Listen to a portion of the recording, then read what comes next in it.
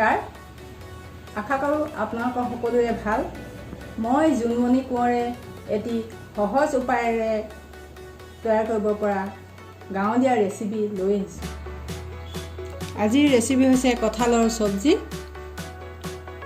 এই লকডাউনৰ সময়ত এতিয়া আপোনালোকে সকলোৱে গম পায়েই মাংস পাবলৈ নাই মাংসৰ সলনি এতিয়া বাৰীতে থকা কঁঠাল লৈ আনিলোঁ এটা ছিঙি তাৰপৰা কাটিলোঁ কাটিবলৈ হ'লে আপোনালোকে সাৱধান দেই কঁঠাল আঠা গম পায়েই আগতে তেল সানি ল'ব লাগিব হাতত ভালদৰে তাৰপিছত কাটি মেলি অলপ দেৰি তিয়াই থৈ কিন্তু মই কৰি মেলি এইখিনি কঁঠালখিনি বইল কৰি লৈছোঁ বইল কৰাৰ পিছত এয়া আলু কাটি লৈছোঁ আলুখিনি তেলত ফ্ৰাই কৰিব লাগিব পিছত পিঁয়াজ নৰসিংহ পাত তেলত দিব লাগিব জলকীয়া কেইটামান কাটি লৈছোঁ লাষ্টত ৰচুন আদা দি ৰচুন তাৰপৰা মান ধনিয়া দিব লাগিব দেখক আপোনালোকক ক'বলৈ পাহৰি গৈছিলোঁ লগত বিলাহীও লাগিব এতিয়া মই বিলাহী কাটি লৈছোঁ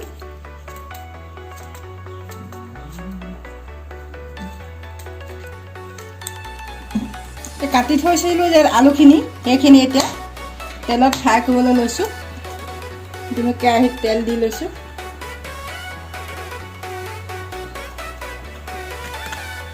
তেলখিনি গৰম হৈ ল'ব লাগিব গৈছে এতিয়া আলুখিনি ঢালি দিয়া হৈছে আলুখিনি ফ্ৰাই কৰি লৈছোঁ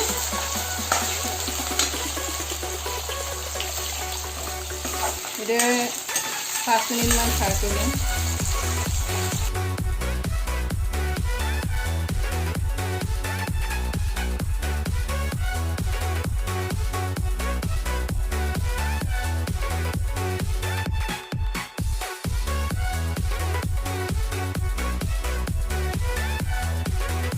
ভালকৈ আলুখিনি সিজি ল'ব লাগিব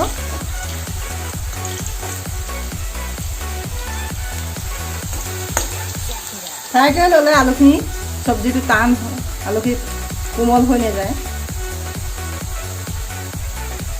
ইতিমধ্যে আলুখিনি ফ্ৰাই হৈ গৈছে এতিয়া কাঢ়ি লোৱা হৈছে এখন প্লেটত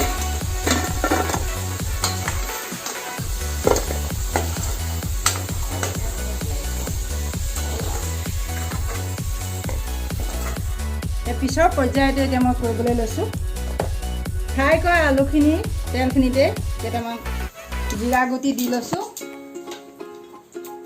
তাৰপিছত পিঁয়াজ দিছোঁ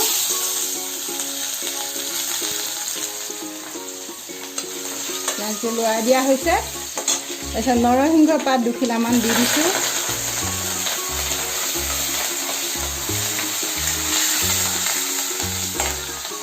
তাৰপৰা ৰচুন দিছোঁ আদাটো অলপ পিছত দিম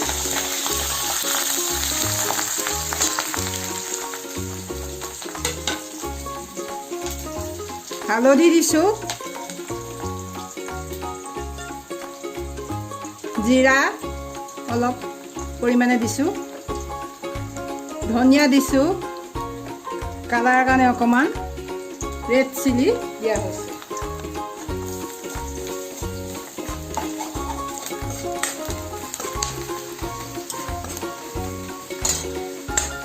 এইদৰে মিহলি কৰি থোৱা হৈছে নিমখ এতিয়া নিমখ দি দিছোঁ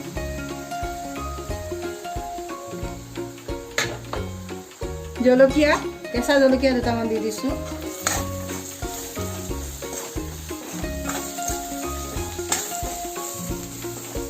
তাৰপিছত বিলাহী দি দিছোঁ গলি যাক বিলাহীটো গলাৰ পিছত চব্জি দিয়া হ'ব এতিয়া বিলাহী দি দিছোঁ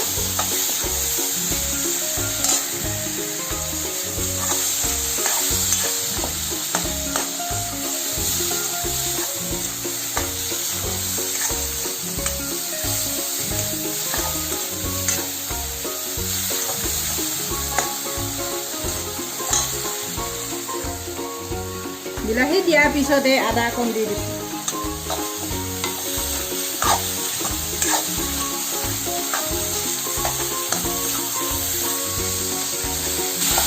অকণমান গলি গ'লে কঁঠালৰ বইল কৰা কঁঠালখিনি দি দিয়া হ'ব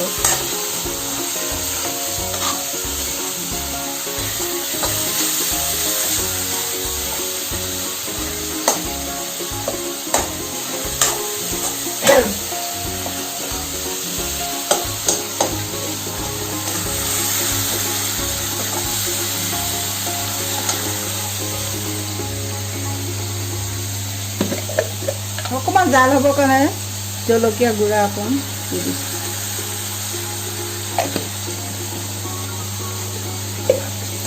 জলকীয়া গুড়া দি দিয়া হ'ল। এতিয়া কঁঠাল বইল কৰা কঁঠালখিনি দি দিয়া হৈছে। এইদৰে লৰাই থাকিব লাগিব।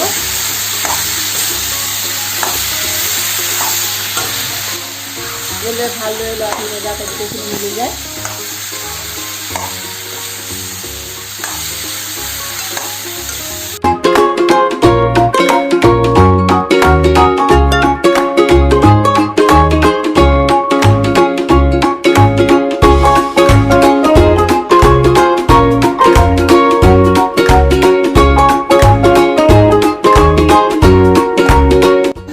পিছত এতিয়া অলপ ভিজিবৰ কাৰণে ঢাকি দিয়া হৈছে। কমকৈ গেছটো কম কৰি দিছোঁ অলপ। এতিয়া অকণমান লৰাই ফ্ৰাই কৰা আলুখিনি ঢালি দিয়া। ঢালি দিয়া।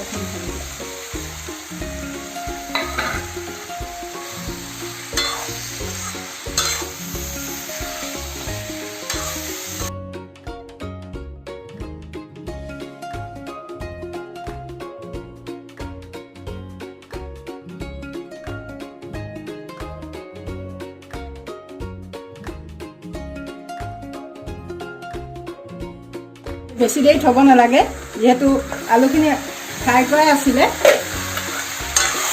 এতিয়া লৰাই দিয়া হৈছে। এতিয়া মিট মছলা দি দিব লাগিব। মিট মছলা দিয়া নাছিলোঁ, এয়া মিট মছলা অলপ দি দিয়া হৈছে।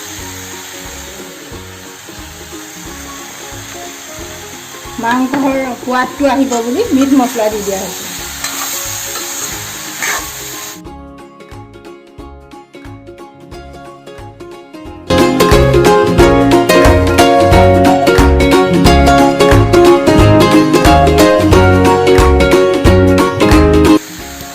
তাৰপিছত এই মান ধনিয়া যে কাটি থৈছিলোঁ, মান ধনিয়া দি দিয়া হৈছে।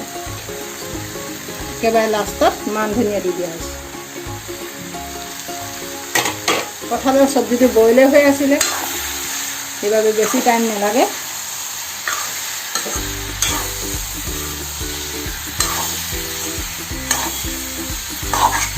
এতিয়া অকণমান দেৰি 2 মিনিটমান ঢাকি দিছোঁ। টাইম নাই।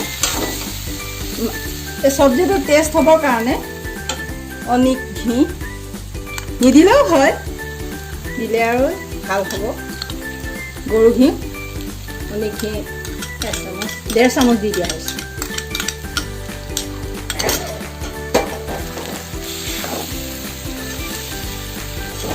ইতিমধ্যে হৈ গ'ল।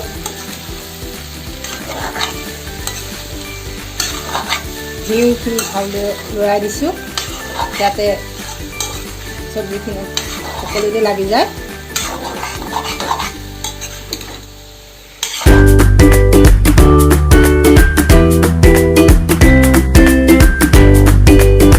এয়া ইতিমধ্যে খাব পৰা হৈ গৈছে আজিৰ ৰেচিপি কঁঠালৰ চব্জি। খুব কম সময়ৰ ভিতৰতে হৈ গৈছে, 15-20 মিনিটমান লাগিলে। আপোনালোকেও পাৰিলে ঘৰত বনাই চাই খাব পাৰিব। যদি আপোনালোকে এই ৰেচিপিটো ভাল পালে তেন্তে ভিডিঅ'টো লাইক, কমেণ্ট, শ্বেয়াৰ আৰু যিহেতু মোৰ চেনেলটো নতুন সেয়েহে ছাবস্ক্ৰাইব কৰিবলৈ নাপাহৰিব। ধন্যবাদ।